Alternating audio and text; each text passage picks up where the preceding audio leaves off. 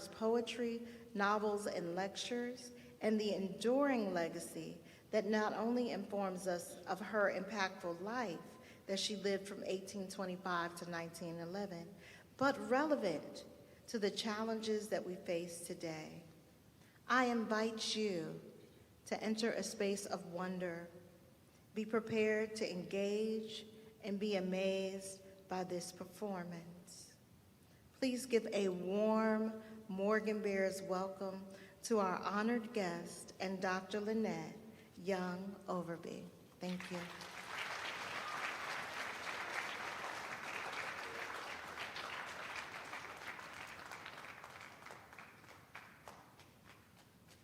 Thank you so much, and I am so honored to be here at Morgan State. You know, I grew up near Delaware State University, and I was telling someone that as a child, there was always a big rivalry between Delaware State and Morgan State, and their band was so good. I said, I think I need to go to Morgan State because they have such a good band. But so happy to be here.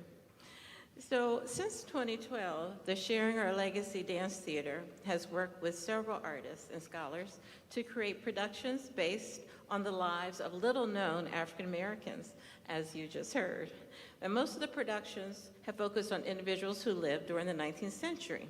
And some of my collaborators, including Gabrielle Foreman, include Ralph Russell, who was a composer of most of the music you're going to hear today, a host of choreographers, and many of them are here as well, and doing different roles, like stage managing and helping backstage, but they also help to choreograph some of the work. Visual artists, I work with Jonathan Green, who was very helpful when we portrayed Dave the Potter. We have actors, poets, dancers, and we've shared these stories in places like South Africa, Australia, Belize, and Delaware. So our Sharing Our Legacy website, if you were to look at that, you could see some of our past performances that include both research, teaching, and community engagement. Today's full program can be accessed through a QR code, and most of you have a copy of the program. There is also a survey that I'd like, if you have a moment, to answer after, because we call this arts-based research, where we kind of want to see the impact of the arts on your knowledge and understanding, as well as your enjoyment. So we're excited to continue this work with the production based on the life and legacy of Frances Ellen Watkins Harper, and we're joined by Sharia Ben. And Sharia is the director of the Sankofa African American Theater from Harrisburg. And for the last 15 years, she's been doing a one-woman show on Frances Harper. So it was just wonderful that she was able to join our production, as you will see. As you know, Harper was a Baltimore native, as you heard from our professors here. And this is the first time we have actually performed in Baltimore, so we've been so looking forward to this. We've performed other places, but it's much more relevant to the place where she was born. So during this production, we're going to share through dance, drama, poetry, and music, her life. And we're going to begin with sketch one, the first half of the program, Life for Black People in the 1800s. During this time, Harper produced her first poems and writings that were deeply influenced by the state of the nation. We end the first half on a high note with Jubilee, as she writes about the moment the enslaved learned that they were free. Next, we move to sketch two, where you'll view more of Harper's writings through dance and with a focus on life as a Black woman in the 19th century. Her novel, Iola Leroy, is included in this section. We will next join the dancers and audience members at the 1866 National Women's Rights Convention in New York City as she gives the lecture, We Are All Bound Up Together. In sketch three, we reflect on Frances Ellen Watkins Harper's legacy with a poem created by Glennis Redmond called Predecessor. In this danced poem, we acknowledge all that she has passed on, her legacy of artistry and activism that reminds us that we are the branches to her tree, and that we should take what she has laid before us and grow, because we are her bright legacy. As a finale, we build on the spirit of Frances Ellen Watkins Harper's journey to educate, enlighten, inspire healing and joy as we sing and dance to Every Time I Feel the Spirit. So now, sit back and enjoy the artistry and activism of Frances Ellen Watkins Harper. Thank you so much.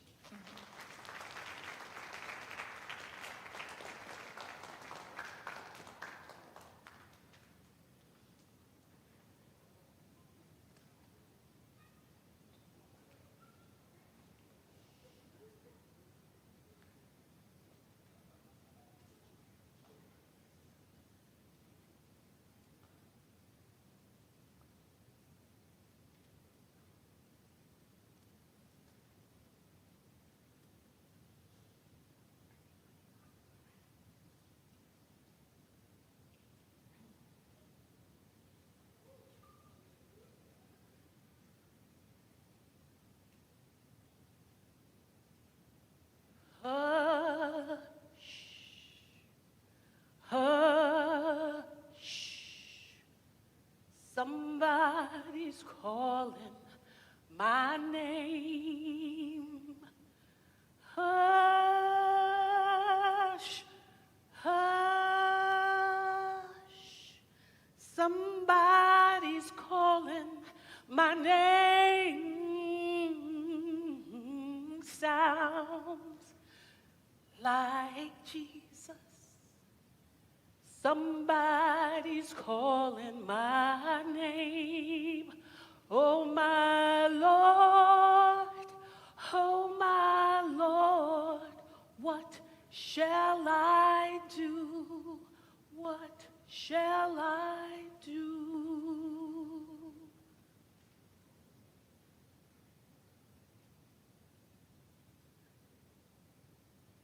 Who am I to quarrel with fate?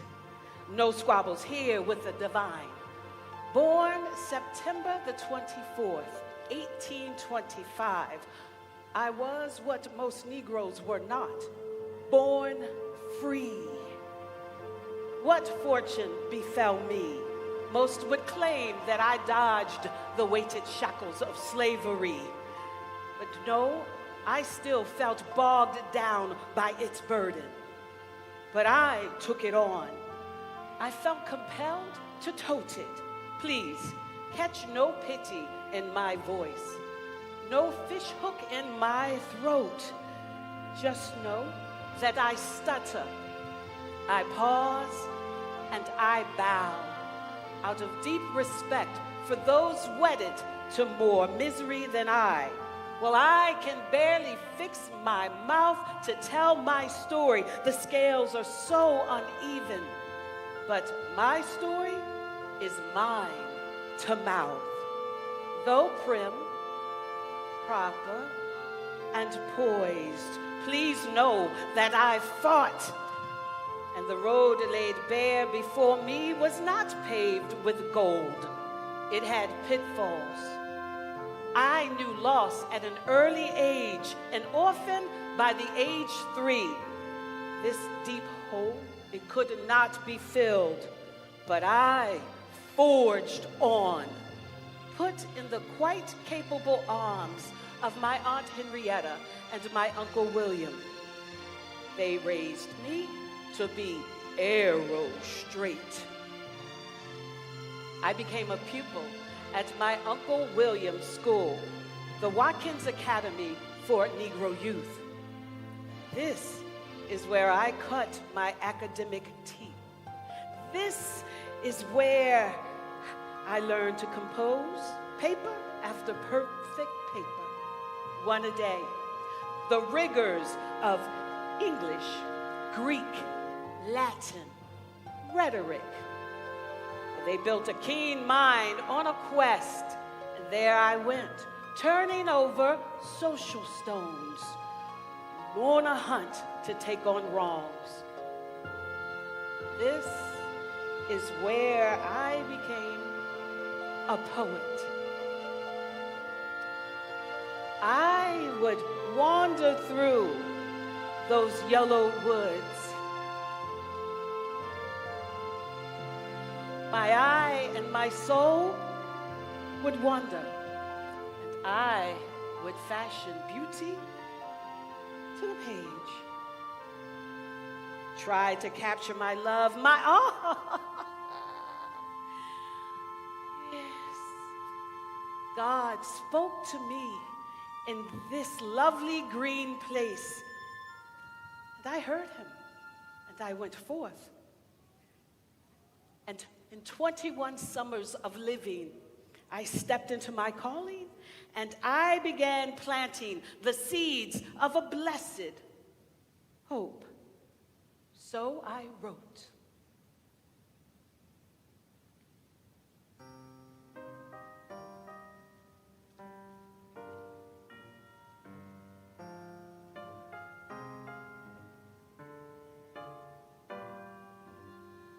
The blessed hope.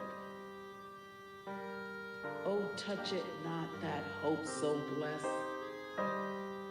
which cheers the fainting heart and points it to the coming rest, where sorrow has no part. Tear from heart each worldly prop, unbind each earthly string, but to this blessed and glorious hope, oh, let my spirit cling.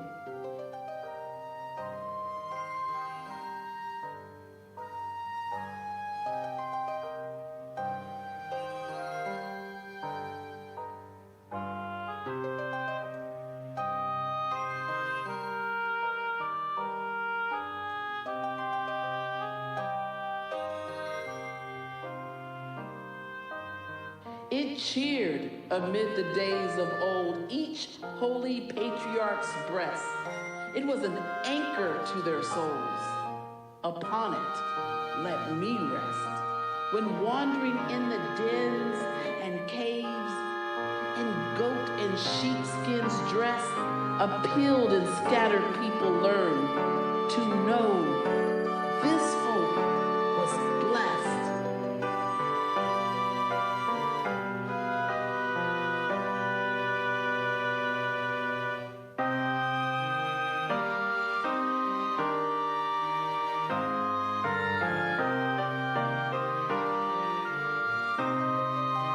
Help me to love this blessed hope.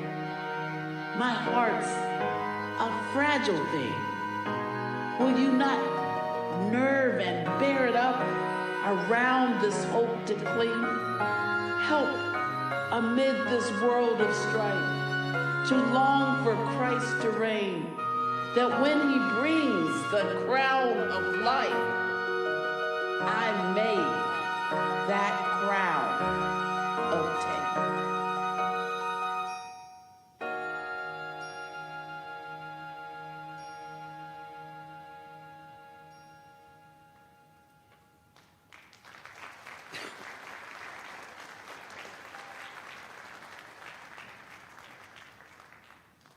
I was the first woman to teach at Union Seminary for Free Negroes in Wilberforce, Ohio. Then I journeyed on to Pennsylvania. Oh, I would have loved to return to my birthplace, Baltimore, Maryland. But you see, Maryland had passed a series of laws forbidding the re-entry of free Negroes. And then there was the passing of the Fugitive Slave Act. You all are familiar with that. Well, it made it a law that any free Negro could just be snatched up and turned into enslavement. 11 years I spent in exile from my home state. It was like going from the freedom of the motherland to enslavement in this land. how fate turns.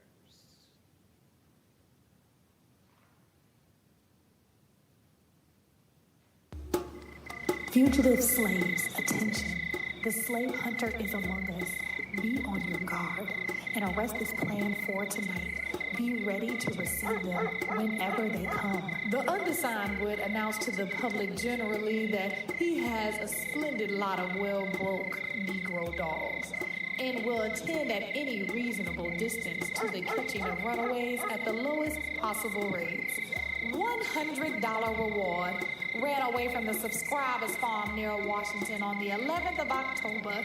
Negro woman Sophia Gordon, about 24 years of age, rather small in size, of copper color, and is tolerably good looking.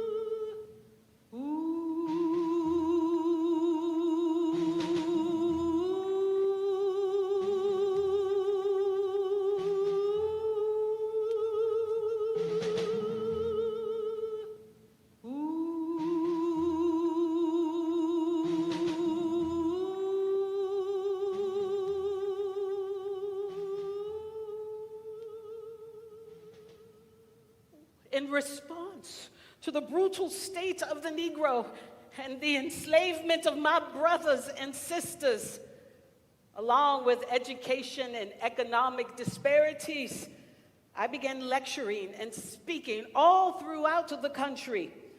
I spoke about racial discrimination. I spoke on behalf of the Maine and the Pennsylvania anti-slavery societies. I spoke with many of the gatherings of the Colored Conventions movement. You know, poetry, it is a powerful tool. It is something that we use to help people understand very complex issues. So that is why I wrote The Slave Mother. I wrote it to call out the evils of slavery. So I wrote, and I wrote, and I wrote from my heart, because I too would become a mother, and I would know the pain of separation.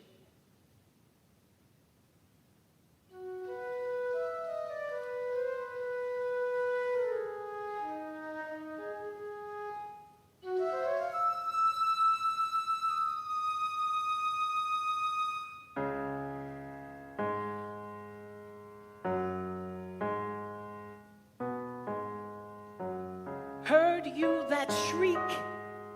It rose so wildly on the air. It seemed as if a burdened heart was breaking in despair. Saw you those hands so sadly clasped, the bowed and feeble head, the shuddering of that fragile form, the look of grief and dread. Saw you that sad, imploring eye? That every glance was pain, as if a storm of agony were sweeping through the brain.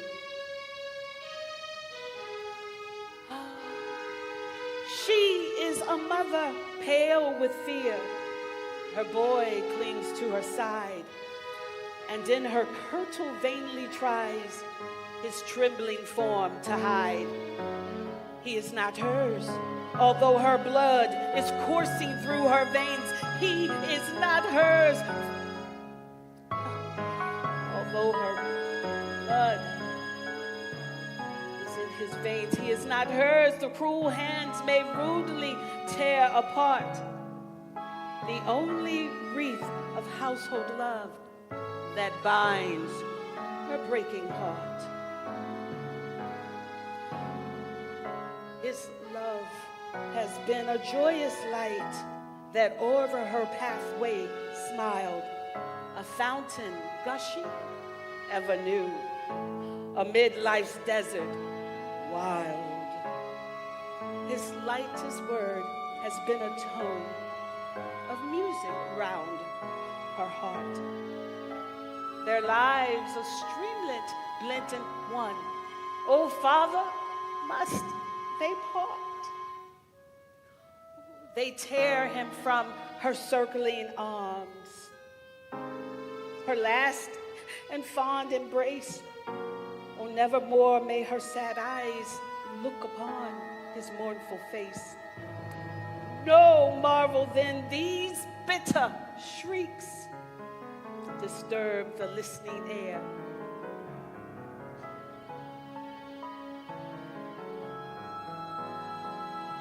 For she is a mother, and her heart is breaking in despair.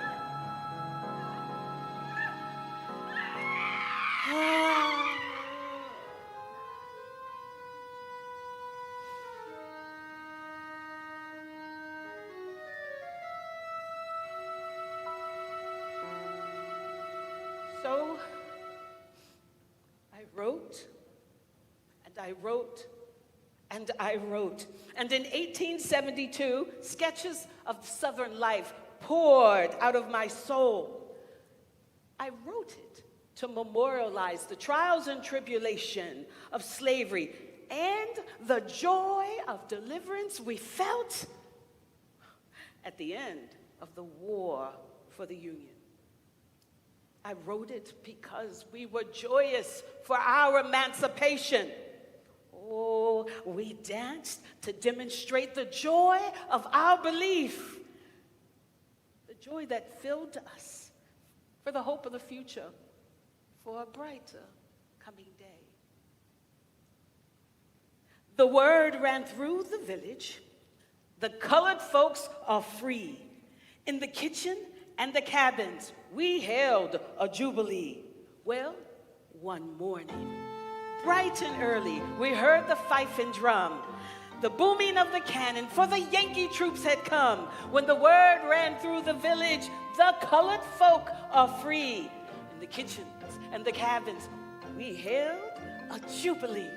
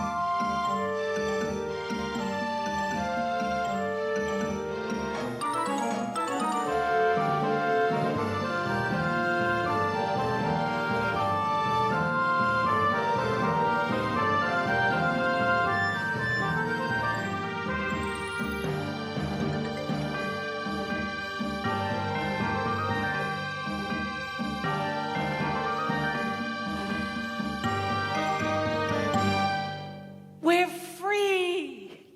Yes. We're free.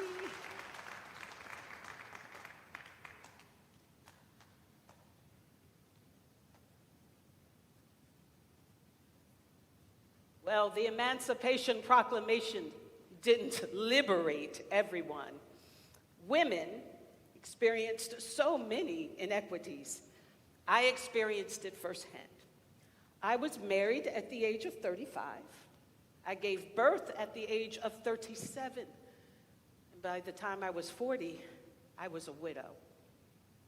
They tried to take everything from me. They tried to knock me down, but I refused. I took up my writing and my lecturing again, and then I stood up for all, especially my Negro sisters.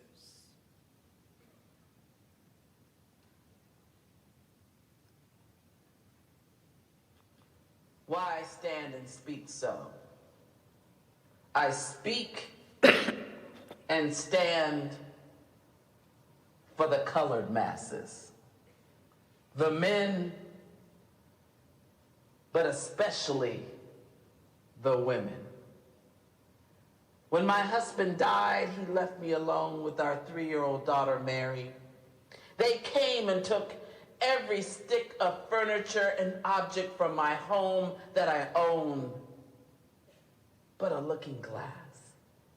In it, I could see myself and the irony of my circumstances more clearly. I had nobody but myself. I dedicated myself fully to the woman's cause. I took it up like I took up sewing, with a steady hand and a fine attention to detail. My steps became intentional stitches, making a way for progress. Well, wrong is wrong and right is right. So I put my heart and pen to it, post haste. You could say I was positioned and primed for the task, made a life by standing up. Proof is in my poems and in my speeches, but I walk my beliefs, boot print after boot print. I went everywhere, even the South, lived amongst the most afflicted in windowless slave cabins. I, a northern woman, have never been so cold, with winter blowing through slats of shacks. I learned that there's nobody lower than a slave mother with no husband either, and no safeguards to keep her children. These are my sisters who I fight for. I listen to their queries and qualms. I lift them up the best I can, help them to gain their own footing. This heavy lifting I did not do in solitude. I linked arms with other sisters of the cause, Harriet Tubman, Sojourner Truth, Mary Shadd, Charlotte Fortin, Ida B. Wells, and more.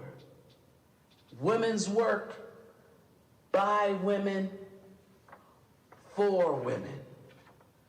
I traveled this country, lectured and lectured.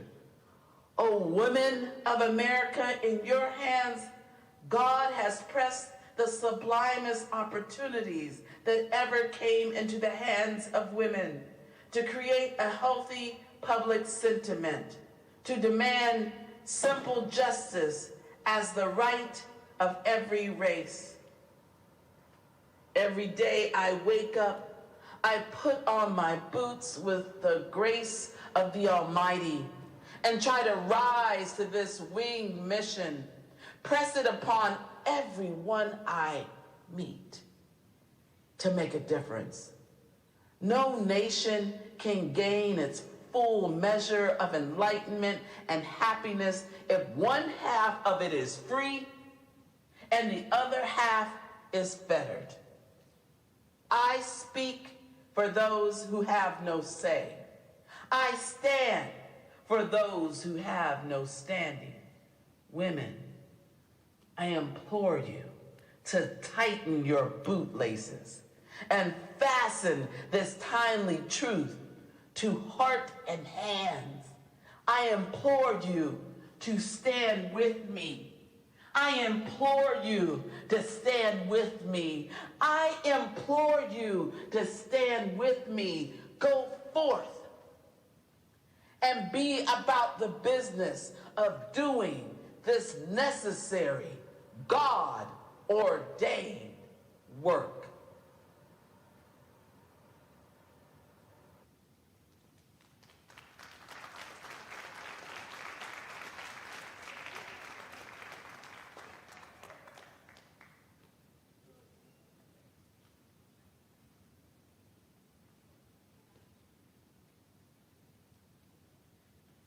The year before I was married, it was my 34th living, my springtime. I found myself happily unmarried, secure in myself and my finances, and ultimately my place in the world. And it was in the spring of my life, that same year of being 34, that I published 2 authors. Now, that was not for idle amusement, but to shed light on what we women face, the hard truths of matrimony.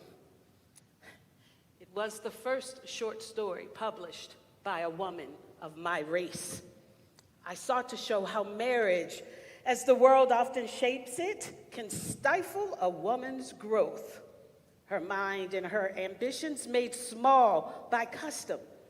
And for those who choose to live unwed, the world offered pity and disdain, as if a woman's worth is measured only by her tie to a man. No. I tell the story in two offers of two cousins, Laura and Jeanette, who represent two different paths for women. Laura, she is caught between many marriage proposals and ultimately chooses one out of security and not out of true love. She lives an unfulfilled life. Then there's Jeanette, refusing marriage without true love. She devotes herself to activism, to writing, to finding fulfillment outside of marriage. It is there. In this country, where both the Negro and the woman are counted less than their fair measure, I asked my readers, shall we be content with such injustice? I say no. I called for the uplift of all women, be she free, be she white, be she black, be she married or single. For until then, neither our sex nor our race will truly be free. And I lived and wrote for another 30 years. The world was applauding my verses, my poems, my writings, my speaking. But something was staring deep inside of me. It was fiction, fierce and true. I had lived 67 autumns, and in that season I wrote Iola Leroy, or Shadows Uplifted. It was my fourth and my farewell novel. I set those pages on the scarred red earth of the South during the war. There stands Iola, fair of face, but bound to the blood of my darker race. She could have chosen to drift into white-skinned ease, but she chose the harder glory. She claimed her people, their griefs, their hopes as her own. See her friend? Iola Leroy. She turns from the gilded doors to stand beside the despised. She trades false privilege for honest kinship. In her choice lies my creed, that dignity lies not in the passing of others, but in standing unafraid in the fullness of one's birthright. So hear me, Iola Leroy is no mere tale. It is a testament. With fiction's lamp, I cast light upon the path from bondage to belonging, bidding every soul it meets truth, to embrace kin and stride unshackled toward the future.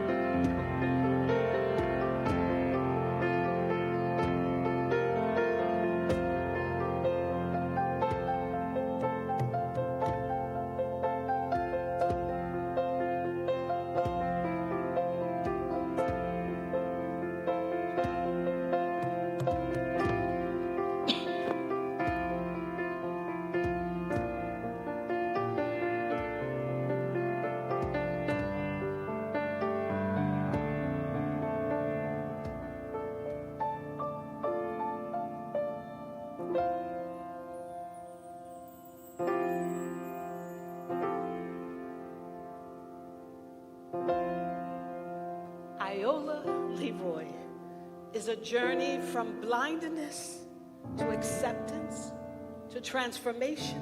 Darkness shows us worlds of light that we may have never seen by day. The shadows have been lifted up from their lives, and peace like bright dew has descended upon their paths, blessed themselves. Their lives are now a blessing to others, and may it be so with us. I saw my writings as a way to advance collective activism and the rights of women and blacks. I published Iola Leroy in 1892 when lynching was at its peak. It is the same year that Ida B. Wells published her anti-lynching pamphlet, Southern Horrors,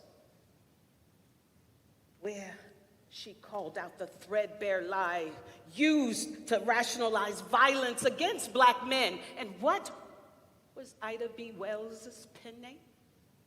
Iola. By naming my central character, Iola, I amplified Ida's message. We have always had a signifying part in history, a history being behind the veil of a dual consciousness. To understand the significance of my work, I asked the reader to look underneath the text to the radical undercurrent of the work that I was trying to do, to mobilize and affirm the community I came from. And I did it through my words and poetry.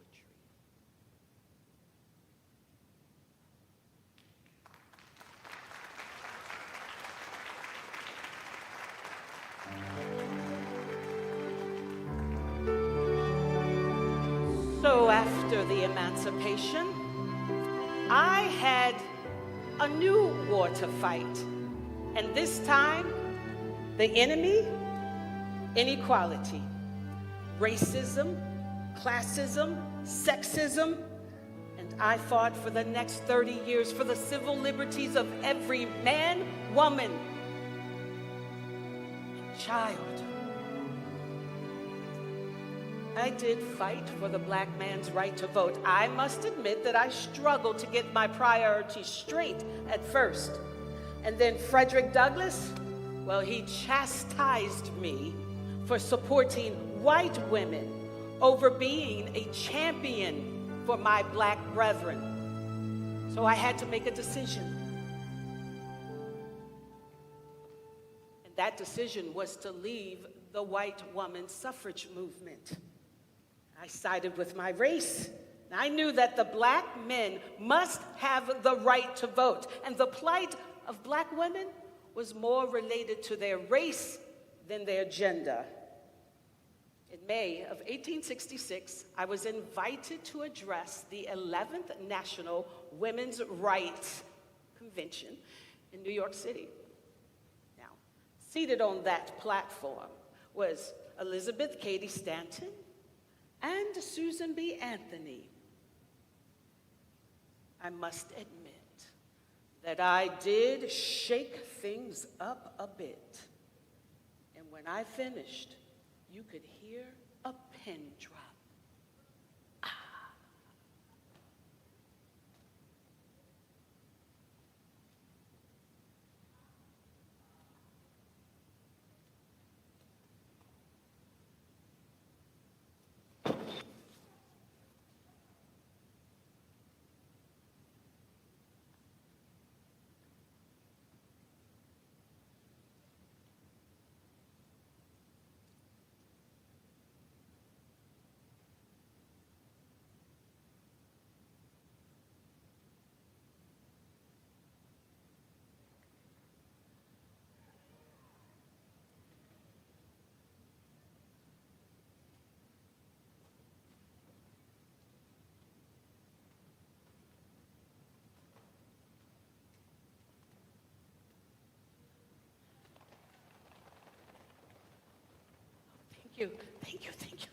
Thank you.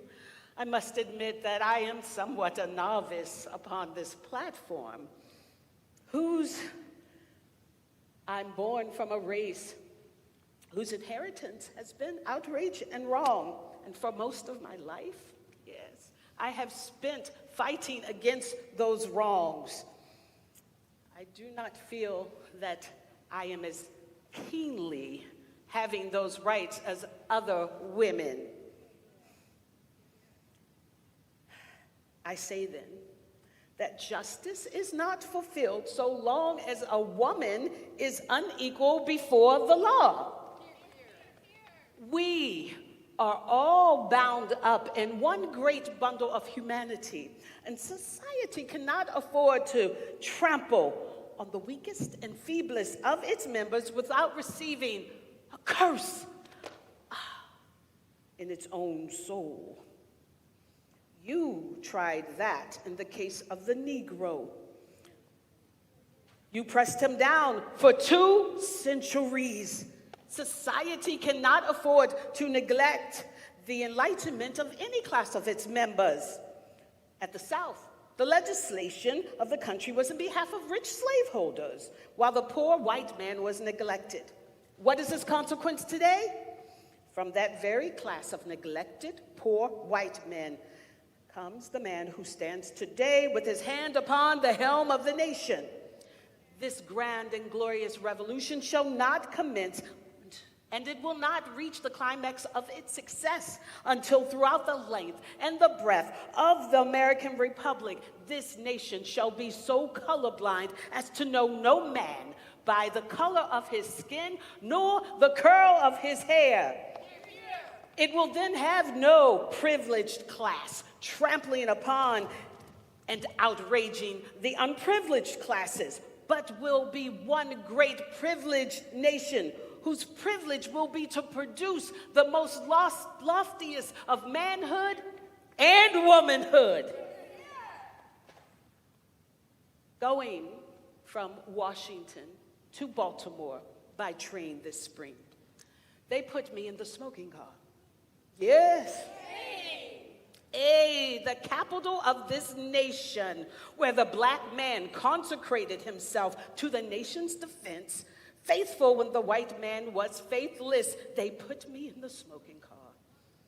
They did it once, but the next time they tried it, they failed, for I would not go in. One day, I took my seat in the car, and the conductor came to me and told me to take another seat. I just screamed, "Murder!" That man said if I were black, I ought to behave myself. I knew he was white, and he was not behaving himself. Are there no wrongs to be righted? I do not believe that giving the woman the ballot is immediately going to cure all the ills of life. And I do not believe that white women are just dewdrops exhaled from the skies. I think that, like men, they may be divided into 3 classes: the good, the bad, and the indifferent. The good would vote according to their convictions and principles, the bad as dictated by prejudice, and the indifferent will vote on the side of the strongest question, whatever is the winning party. Now, we have a woman in our country who has received the name of Moses, not by lying about it, but by acting out. A woman who has gone down into the Egypt of slavery and brought out hundreds of our people into liberty. Now, the last time that I saw this woman, her hands were swollen. That woman who had led Montgomery's most successful expedition, who was brave enough and secret enough to serve as a scout for our American army, she had her hands all swollen and bruised from a conflict with a brutal conductor. That conductor overtook to remove her from her seat. That woman whose courage and bravery won a recognition from our army and from every black man in this land, she is now excluded from every thoroughfare of travel. I have sometimes said I thought that the nation had touched bottom. But talk of giving women the ballot box. Let's talk about that. Go on. It is normal school, and the white women of this country need it the most. While there exists this brutal element of society which tramples on the feeble and treads down the weak, I tell you, if there is any class of people who need to be lifted out of their airy nothingness, it is the white women of America. We are all bound up in one great bundle of humanity, and society cannot afford to trample on its weakest and feeblest member without receiving the curse in its own soul.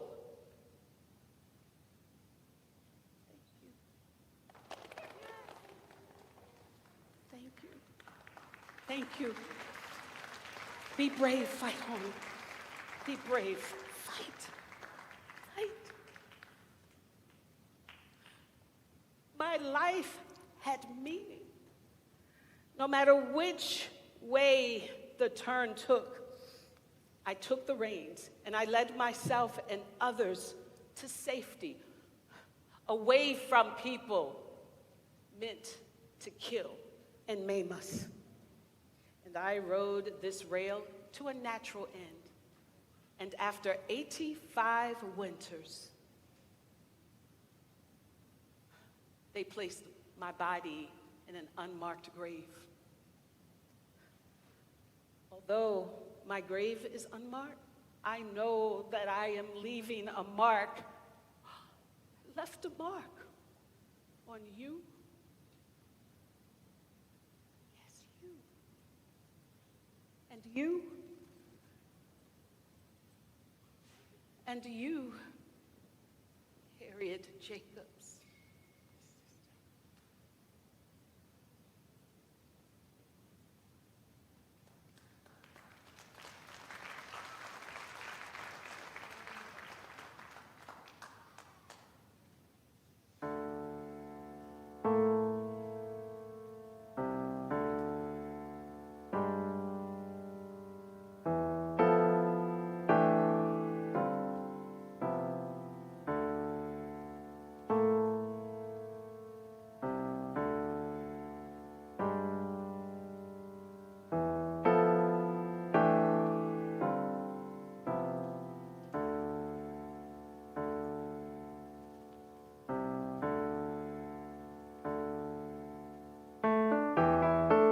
This house, big, but the way I am held by his hands, I am a tight fist.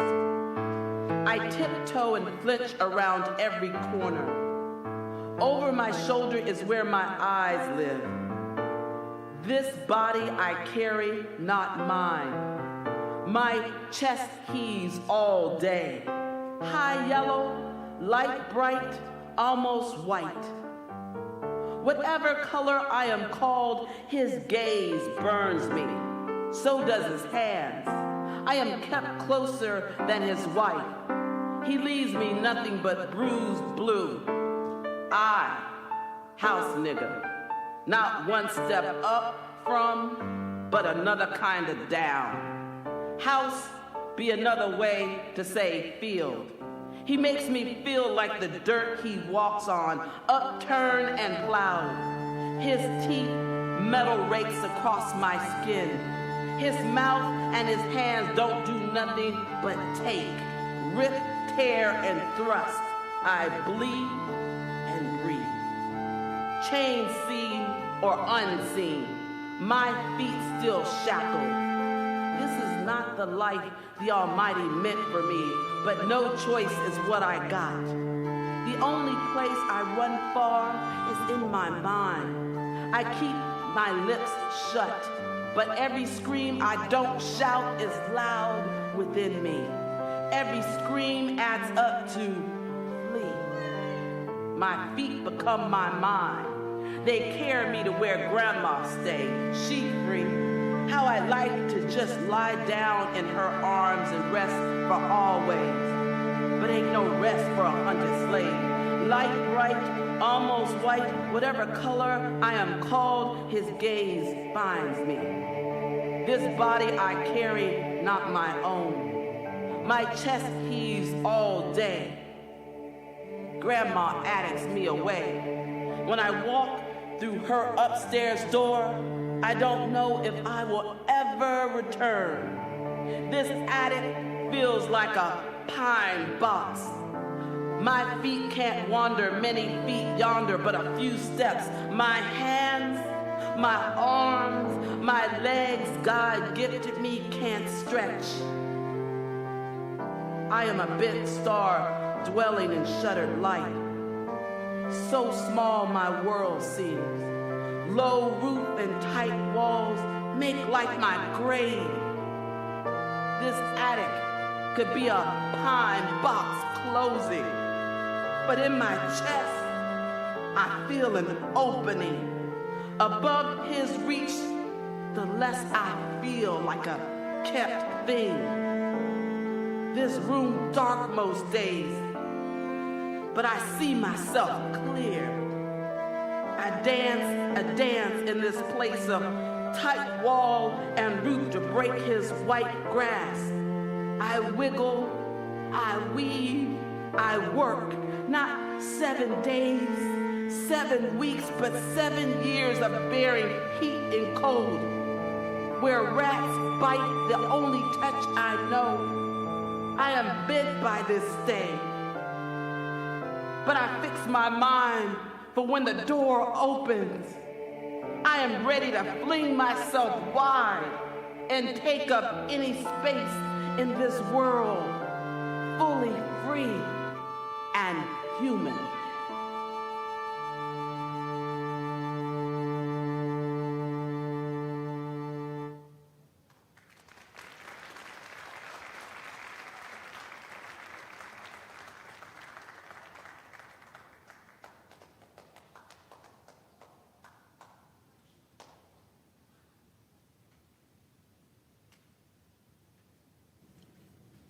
Predecessor, as in precursor, as in preceded, as in left a trail of breadcrumbs, bits of golden nuggets, knowledge for us to follow, as in, haven't you seen her photograph? Her modest, upright portrait beaming brilliance? Have you not claimed her yet? We should be outraged at the hands who tried to erase her from history. Yet, there's no white paint or mental gymnastics they can perform to disrespect, disgrace, or discard her legacy. They cannot keep her from us now. It is a shame that the masses do not even know her name. Note, she kept her whole name, even back then, so say it fully. Frances Ellen Watkins Harper. Boots on the ground, but also brains, helping to dismantle slavery and to uplift women.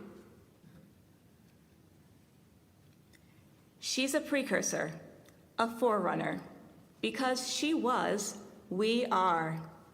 Put her at the helm where she was. Call her what she was. A predecessor of the women's movement, walking alongside Susan B. Anthony, but fighting with her all the while to recognize Black women as women too. She fought for us before we were born. She was before her time, but right on time. A human rights leader with 4 names. Say them all. Frances Ellen Watkins Harper. Know this way she came. Before the Harlem Renaissance, before the Black Arts Movement, before Langston, before Zora, before Audra, before Gil, before Nikki, before Sonia, before Lucille, she begat, gave birth to righteous poems. Her poems took space to make a place for us, our literary foremother, our lineage, our kin. Catch hold. It is up to us to do what families do. Honor our predecessors, our ancestors. keep her legacy alive. We, the branches to her tree, take what she laid before you and grow. Through us, she carries on. We, her bright legacy.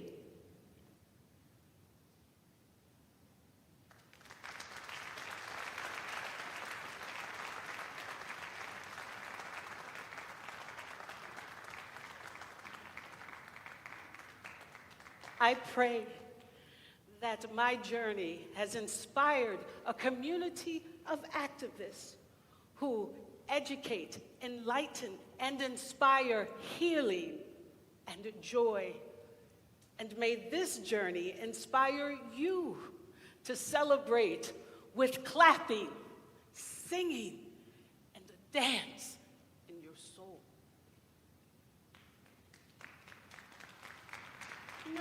Oh. Every time I feel the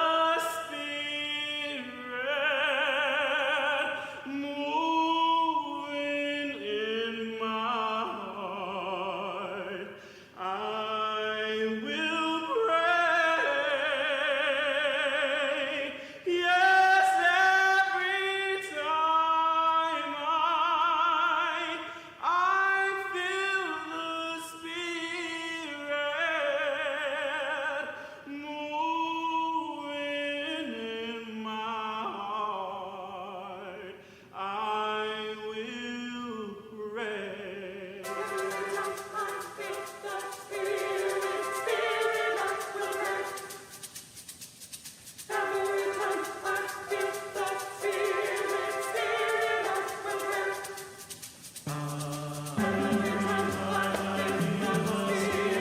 Spirit,